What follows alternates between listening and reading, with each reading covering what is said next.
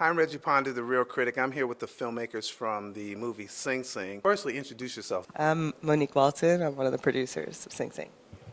And Greg Kwedar, co-writer and director of Sing Sing. Excellent. So talk about what this movie is about. This movie's about a real life theater program inside a maximum security prison at Sing Sing in New York, and it tells the story of one production from casting to opening night behind the prison walls of a time traveling musical comedy called Breaking the Mummy's Code. That really happened in 2005. But really, it's a story of a friendship of two people who couldn't have been more different from each other, who through this program came more alive and became closer than family. And when you talk about family, just speaking with the actors, they felt that. I mean, I asked them, I said, well, did you guys come together in the filming of this? They said, no, we were together before the filming of this. Can you speak to that? Yeah, I mean, most of the cast are alumni of this program, Rehabilitation Through the Arts. And so that was a formative time for them where they became like family. And so that bond remained even if they hadn't, seen each other in years. And so this film was actually almost a bit of a reunion for them. And we felt that really immediately when we all, came together, that there was this kind of, celebratory aspect of everyone kind of being in the same space because they don't really get to do that very often. So having that time together was really special. Wow. Go ahead. One other dimension of family that's fun to talk about is that Coleman and Sean San Jose, who played Mike, are actually real life best friends. They've been friends for over 30 years and started in the Bay Area theater together, and so they brought that together with the community of RTA alumni, and then through the process of filming formed something very cohesive and tight and beautiful all together. And you're right, something very, very beautiful. There was the discussion that, men don't cry. Well, in watching this, I was trying to hide the tears and stop the tears from coming because it really was powerful to see. When you were writing this, there is this humanity that you show that it's so intricate, in fact, to me, that I noticed that you didn't dwell on the horrors of the prison system. You showed some of those things like searching through your stuff, and there was a little drug dealing here or there, but you didn't really show that part. You showed the other part. That obviously was a conscious decision. Yeah, it was quite conscious in that we all have an awareness of the sort of dark cloud that exists around incarceration, and our imagination can fill a lot of the space. And I think sometimes hearing the story of it, as it particularly with Dino, and telling the story of coming to this revelation that we're here to become human again. Hearing that is way more visceral to me than showing something sensationalized or gratuitous. And, it just wasn't what we were interested in looking at. We were interested in looking at, despite the existence of that, inside of these spaces that these men created, that, staggering beauty could unfold, Wow. And so that to us felt the revelatory thing that we wanted to draw close to and pay attention to. Well, it's interesting though, because if you hadn't shown some of that, like going, Yeah, it's not a summer camp. right, and so it wouldn't have come off as authentic. So you showed that part, but you just made sure that wasn't the main part of what you were trying to show, and I for one appreciate that. So thank you so much. How did you get involved with this project? Yeah, so I joined about 6 years into their development process, so relatively late in the game, and we met through the Austin film community in Texas. We're both in Austin. We had never met before, and we finally intersected and started talking and realized that we had similar ideas about how we wanted to tell stories, similar values, and this idea of bringing the community in, creating space for exchange as you're telling the story. And so, Greg and Clint pitched me Sing Sing, and they said, we're shooting in 2 months. We don't have any money yet, but you want to jump in with us, come to upstate New York. produce this film. And there was more to the pitch there, but when they told me, they shared the story, and I was like, this is a really, something that I didn't know existed, and it sounded like a really interesting story, but it was also the process of how they wanted to do it and how they wanted to cast it. And they also had this model of pay equity that they wanted to use on this project, scale it up on this project, where everyone got paid the same, everyone participated in the back end, and the vision of that combined with the story itself, it felt like the right thing for me to jump into. So how do you remember that pitch? How do you remember that pitch? It was an ambush. We were coming for her. And no, but something Coleman said when he came on a few months before Monique did, and I'll never forget what he said. He came on at the end of our first Zoom. He was in, and we also didn't have money. But we really didn't have a script at that point, and he was really, integral in developing it. But he said, at this stage of my career, I'm realizing that there are some projects that are seeking you to teach you something, and you don't know what it is. You just know that it's trying to, and I'm saying yes to those in my life now. And so I've got 3 weeks open in July, and I was like, I'll take them. Wow. And so Monique is another example of like we were all kind of pulled in by some magnetic force that maybe we couldn't fully articulate or understand at the time, but this was a type of project that drew the people that needed to be there to it. Wow, that in and of itself is beautiful. What would you say that the seasoned actors like a Paul and a Coleman brought to this project? I mean, they're both incredible actors. They're forces, and they have just this amazing skill, just the craft in terms of being an established actor, doing this for decades. And Coleman worked in theater as well as film and TV.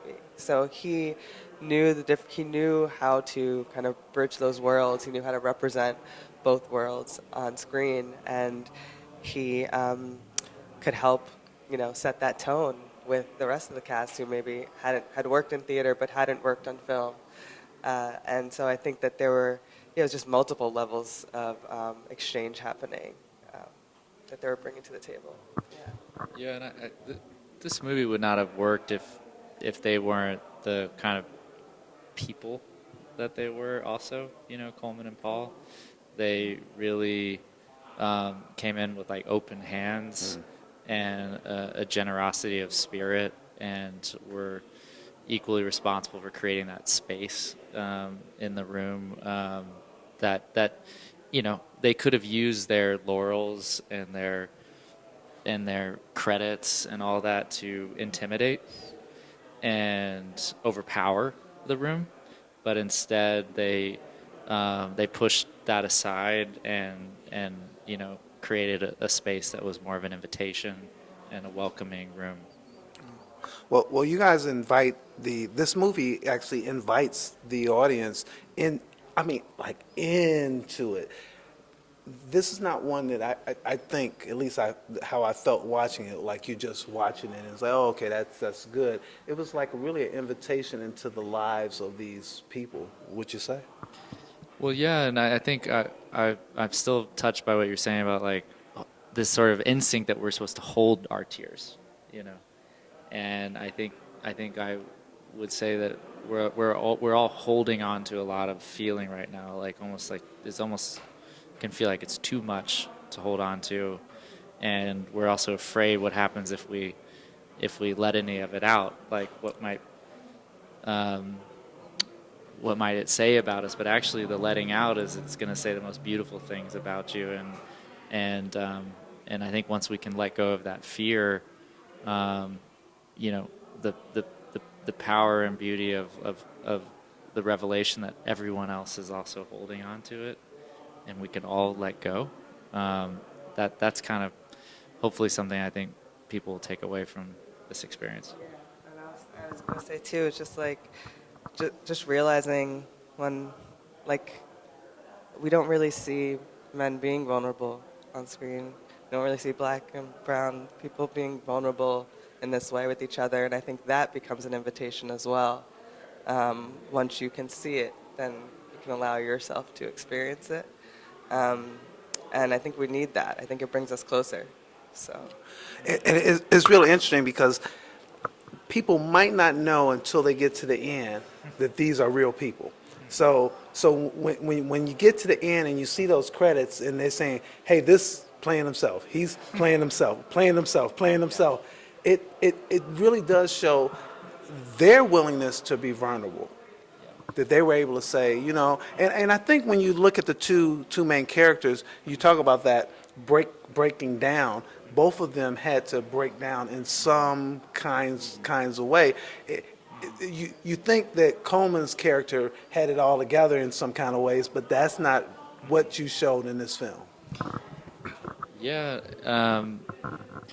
those those are the figures. Probably we probably all have someone like that in our lives, and a lot of us may be that person where they are so concerned with being of service to others, being out there, but the reality is that it's also partially a defense mechanism.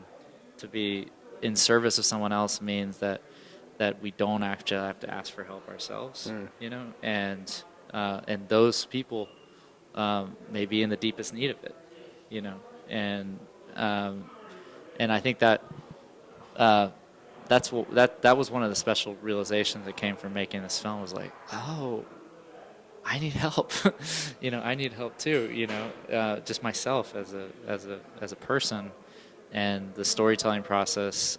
It was subconscious in the script, but then in execution and actually seeing that come out through the relationship between Divine G and Divine I, realized that it was actually a mirror, back to myself as well.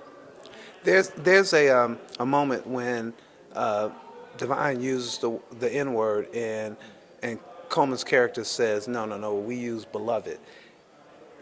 I'm getting a little choked up here about that part because it was so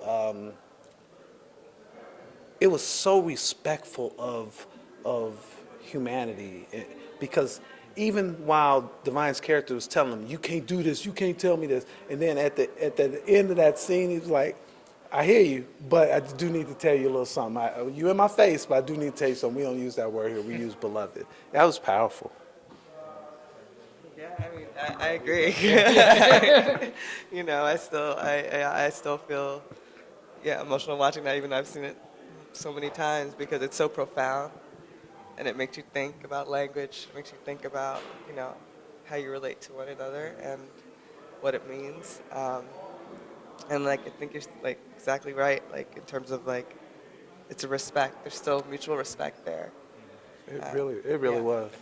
I remember so vividly the first time I heard Beloved, and that was when Clarence and Coleman were meeting for the first time on Zoom, and they'd never met each other, and Clarence told him that story of how that transition into that tenderness of that word, and when Coleman heard that, everything stopped and he was brought to tears. Yeah, and that's why it's in the film, is because of what the two of them shared when they first met each other. I have two more questions I want to get here. What was left out that you wish you would have put in?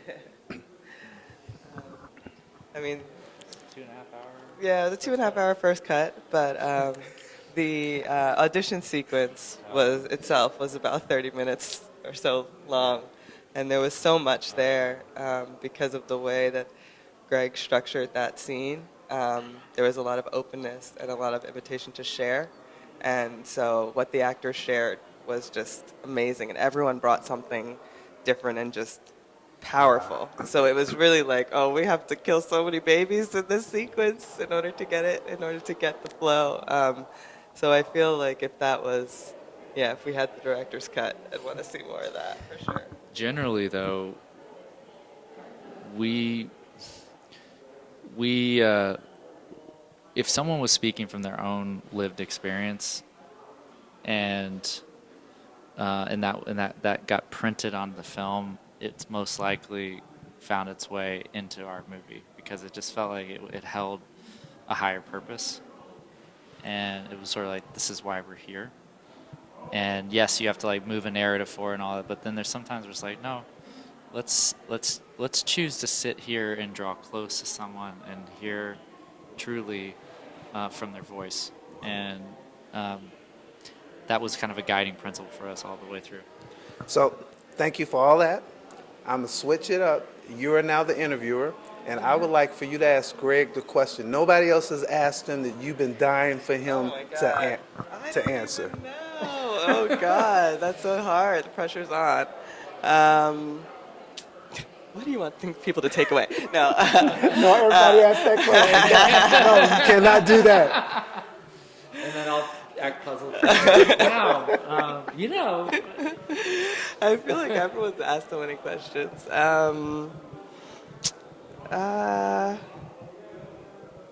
see. You're going to get the same questions. Okay, is there anyone in your life who hasn't seen the film that you'd want to share the film with, and why? Oh, wow. So we've been working on this for over 8 years. One of the most formative experiences on the journey was actually when Clint and I became teachers in the program ourselves, and it was at a maximum security facility in New York called Greenhaven. This place was actually a former POW camp, and it's built into this hillside. And when you're incarcerated at Greenhaven, you'll the way the walls are, you'll never see the horizon again until you come home. Wow.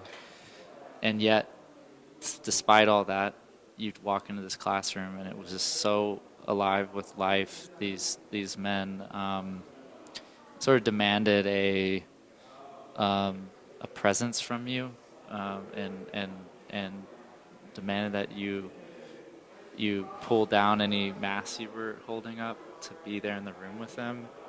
And we were chasing that feeling in that classroom ever since.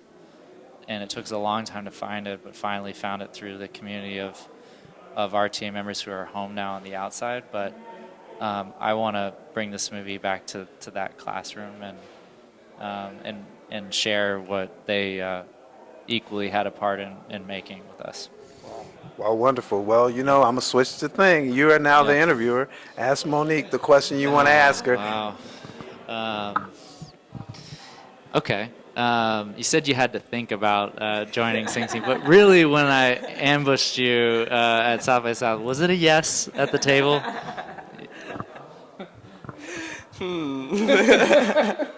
don't know if I will ever reveal my inner feelings at that time.